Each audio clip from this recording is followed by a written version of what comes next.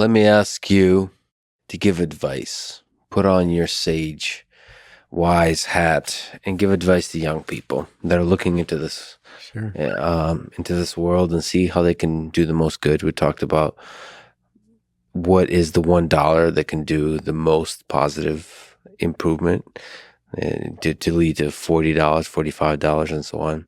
What advice would you give to young people in high school and college, how to have a positive impact on the world, how to have a career they can be proud of? Maybe ask Bjorn first, and how to have a life they can be proud of. So I think, and this really, pretty well reflects the whole conversation we've had.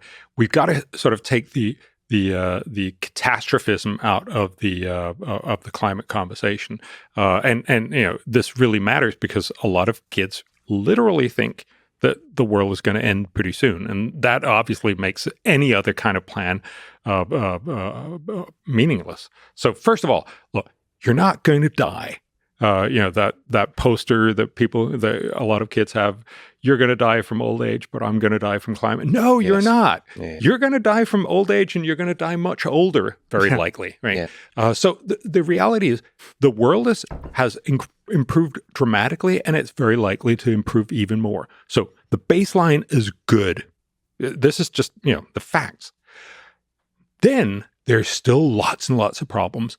And what you should do as a young person is stop being, paralyzed by fear, and then realize what you can do is basically help humanity become even smarter. There's a lot of different places you can do. I mean, the obvious thing when you're talking about climate is, what if you could become the guy that develops fourth generation nuclear? It's very likely it's something that neither of us know anything about right now, but develop the energy source that'll basically power the rest of humanity. How cool would that be? That's one of the many things you could do. But again, also remember there are lots and lots of other things that need solutions. So what about you become the guy that makes or the girl that makes the social innovation in Tanzania or in Kenya? Or what about if you become the person who finds a way that is a much cheaper, more effective way to tackle tuberculosis? Right now, it needs 4 to 6 months of medication. That one of the big problems is once you pop the pills and you're fresh, it's really hard to get people to do it for the other 5.5 months, right? And you need that, otherwise you actually have a big risk of getting multi-drug resistant tuberculosis, which is a real scourge on the earth. So what if you develop that? So the truth is, not only can your life be much better when you sort of ditch that doomerism, but it also becomes much more possible for you to be a positive part of making sure that you do that progress. Why has the world improved so much? Because our parents and grandparents, they made all this work. This was all their innovations and a lot of hard work. And I'm incredibly grateful that they've done it. But now it's kind of time to pay back. So, you got to do this for our grandkids.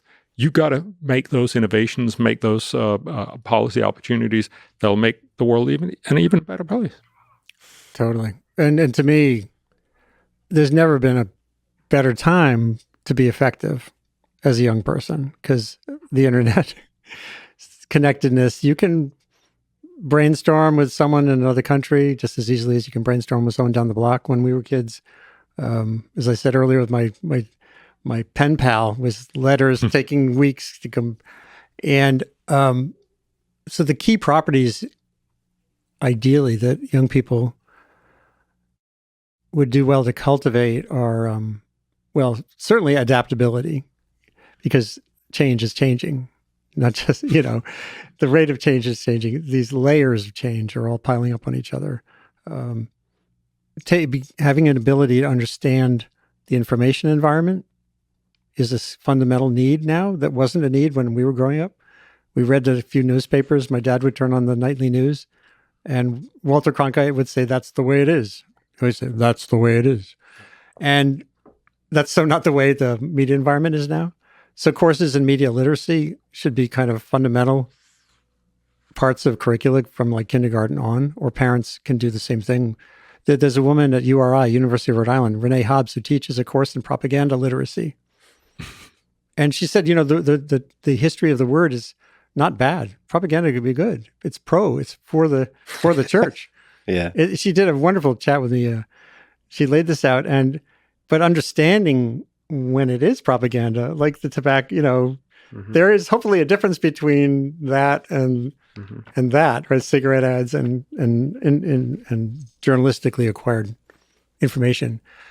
So a key to everything Bjørn was talking about too is just understanding how to not be sucked into this information environment and spit out as a paralyzed, doomist entity. Because once you have an ability to step back, then you can use Twitter or whatever you're on to find people who might have a skill set you don't have that is something you need to do to incorporate, to harness, to do the thing you want to do in the world. Finding your way to make the world better. And it can have nothing to do with climate, but if it makes a few more people's lives better, then overall you're leading toward better capacity for all this stuff. So that, and then the climate problem, the prismatic giant nature of it is what makes it so daunting, but it's also what gives everybody an opportunity. Like there's something for artists, scientists, poets, everybody needs to get into the game. I just spent some time with Kim Stanley Robinson, who wrote that book, Ministry of the Future, which is this sprawling novel about a worst case outcome where everyone in India is dying. So fiction can help experiment. Different kinds of fiction, different kinds of arts can help us sort of experiment with what the future might look like in different ways and just get started. And the other thing, unfortunately, that's needed, I think I first said this in 2008 when someone asked me something about climate. I said, weirdly, you have to sort of have a sense of urgency, but a sense of patience at the same time. Like, just roll those words around in your mind. Like, what does that mean? Urgent and patient. How could that possibly be? But actually, it really is the reality. There is an urgency with this building gas that's cumulative, that doesn't go away like smoke when it rains. And every year that happens, it's adding to risk. And you can kind of wake up completely freaked out urgent. But when you realize energy transitions take time, then you have to sort of find patience or whatever your word is for that. I think you have to oscillate back and forth throughout the day, having a sense of urgency when you're trying to actually be productive and a patience so you can have a calm head about you in terms of putting everything into perspective. Yeah. And like you said, with information, that is interesting, especially in the scientific community. I think you've spoken about this before. That there is some responsibility, or at least an opportunity for scientists to not just do science, but to understand the dynamics of the different mediums in which information is exchanged. So it could be Twitter for a few years, then it could be TikTok, then it could be, I'm a huge believer in the power of YouTube. Over the next several years, perhaps decades. I mean, it's a very interesting medium for education and communication and for debate, and that's grassroots. That's from like the bottom up, that every scientist is able to communicate their work. And I personally believe have the responsibility to communicate their work. If anything, the internet made me realize that science is not just about doing the science, it's about communicating it. Like that, this is not some kind of virtue signaling on my part. No. No, like I feel like if the tree falls in the forest and nobody's around to hear it, it really didn't fall. Like that's not, there should be a culture of, we have at MIT, there's a place called the Media Lab. Yes, sir. Where they really emphasize, like you always be able to demo something, to show off your work. They really emphasize showing off their work. And I think that was in some part criticized in the bigger MIT culture that, that's like focusing too much on the PR versus doing the science. But I really disagree with that. Of course, there's a balance to strike. You don't want to be all smoke and mirrors, but there really is a lot of value to communication and not just sort of some broad. You almost don't want to teach a course on communication because by the time you teach the course, it's already too late. It's always being on top of how, what is the language, what is the culture and the etiquette, what is the technology of communication that is effective. Yeah. I actually had a big conversation about that in my university, because I think, and this is perhaps especially true for social sciences, but I think it's probably true for everyone.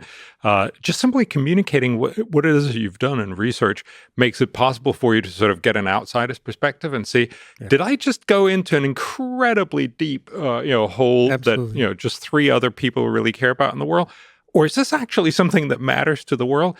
And being able to explain what it is that you've done to everyone else makes, my sort of sense is, if you can't say it in a couple of minutes, it's not necessarily true, but it's probably because it wasn't all that important. There was a hashtag generated maybe 7 years ago by a Caltech PhD candidate, a woman, and it was fantastic. The hashtag was, "I am a scientist because," and she posted it with a picture of herself with her answer, And that, when I talk to scientists or basically anybody about communicating, I say, don't start with, I am a phytologist and I use a spectrophotometer to do X. Start with, I'm a scientist because the world is endlessly interesting, and I just found these salamanders, which are going to vanish if we don't stop this fungus from coming to the United States.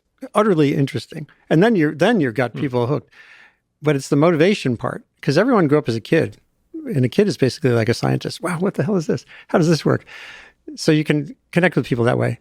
This other issue you broached is really important. And what I love about MIT particularly, I spent a lot of time there over the decades, not just talking to the hurricane guy, Amy Smith, who's the development lab in the basement there somewhere. Most of MIT looks like it's the basement, but yes. Yeah, it's sort of like it's part of the charm. Digs here.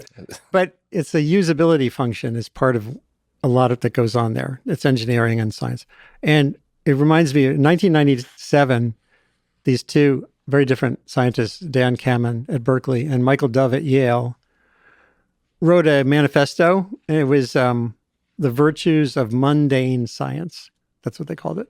It was a prod to the scientific community to actually, it's about useful utility, because the whole arena is set up to advance your career through revealing new knowledge that will get you tenure someday. And actually doing useful science is disincentivized. Having a conversation, and especially if it involves more than one discipline, because as a young scientist, there were some postdocs at Columbia who wrote this other manifesto paper saying, here are the things universities need to do to foster the collaborative capacity we need to have sustainable development. And it was like 4 or 5 things that universities don't do. Give you time to become fluent in, for a physicist to talk to an anthropologist and understand how anthropology works with sociology. Takes time. And then building a relationship with a community that has a problem that you want to fix takes time.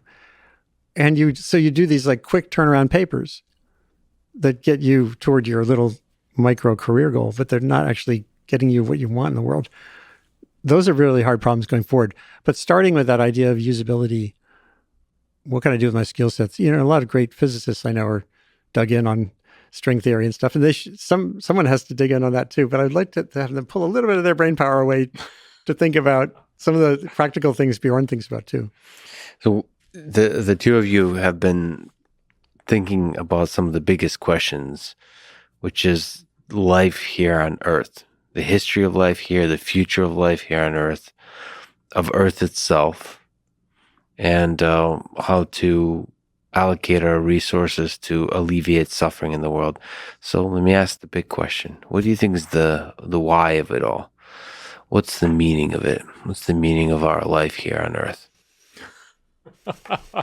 You waited till the last moment to ask us that question. Yes, in case there's in case I can trick you into finding an answer. Well, so I mean, again, I'm just going to take a stab in this, because I think in some ways it's the same thing that you were talking about before. It's not about getting everybody sort of on the same track and all agree on something, but it's about getting a lot of people with very different, goals and targets and ways of thinking about the world to go in the same direction. So for me, the goal of life, certainly my goal, but I think for most people, is to make the world a better place. It sounds incredibly pedestrian because it's become so overused, but that really and literally is the point. Your point of your life is to, when one of your friends is sad, to make sure that they sort of get out of that and find out why they're sad and maybe move them a little bit in the right direction. And all the things that we've talked about, stop people from dying from tuberculosis and live longer lives and fix climate change, but fix it in such a way that we actually use resources smartest, because there are lots of problems. So let's make sure we deal with them adequately. This is very unsexy in some sense, but I think it's also very basic and really what matters. Well, and biologically, evolution has demanded that life is about finding sources of energy and perpetuating yourself, right? So that's the baseline. And that's led us into a bit of a bollocks, because we have this easy energy, it's come from the ground so far. And, but our brilliance has given this larger awareness of everything about the planet is transitory. And so, well, how do you work with that productively is really an important question. I could just sort of, try to be as rich as possible and use as much energy as possible and have other people. I mean, Alex Epstein, I think, again, this is one of the constraints on my support for what he says, is he's just talking about growth and progress in that sense. But there are consequences, and there are long-term trajectories here that have to be taken into account too. So what do you wake up to do? To me, it's finding your part of this.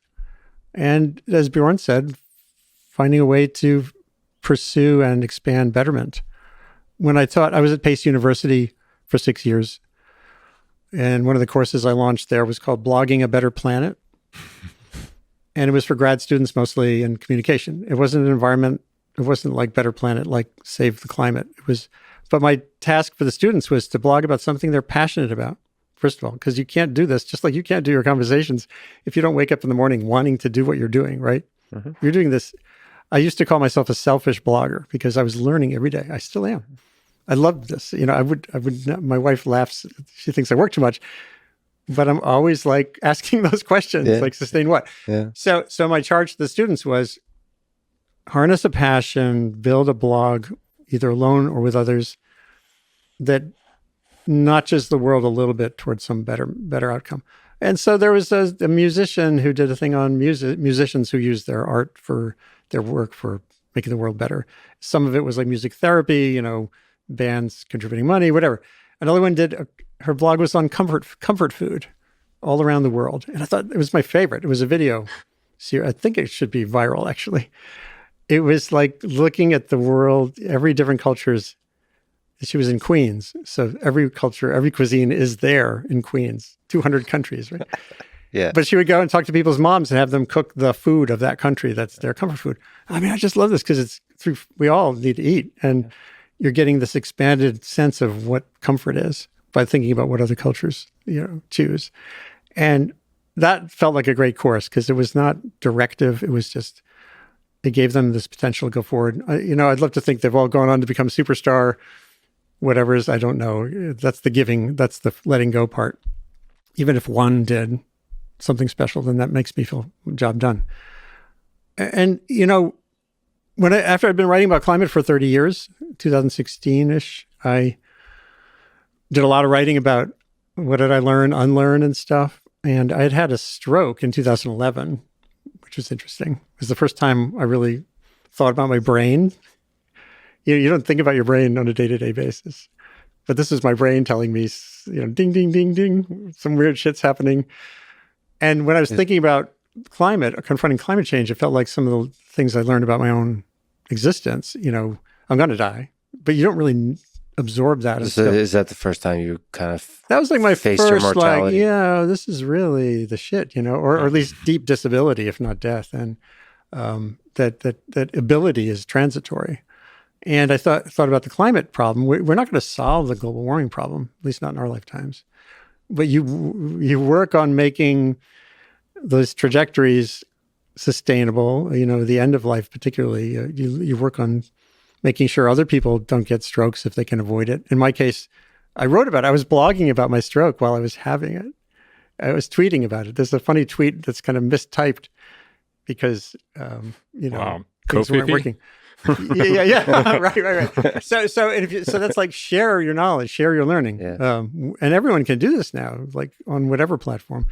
And then there's also this like giving up part, but not in a depressing, well, maybe you could call it depressing. I started to zoom in years ago on the idea of the serenity prayer, the sobriety thing. It's like, know what you can change, know what you can't. Grant me the serenity to accept the things I cannot change, the courage to change the things I can, and the wisdom to know the difference. Yeah, see, those three properties are really important right now. Some aspects of this, we know absolutely what we can work on. Cutting vulnerability. Energy transitions take time. Science can help us discriminate the difference. And that's an iterative changing landscape going forward. But at the same time, science, like I personally on climate modeling or like narrowing how hot it's going to get or more clarity on when an ice sheet is going to collapse, I think those are what I call known unknowables. So being able to, I've seen enough evidence that those are deeply complex problems that we're not going to get there quickly. So then that gives you a landscape to act on.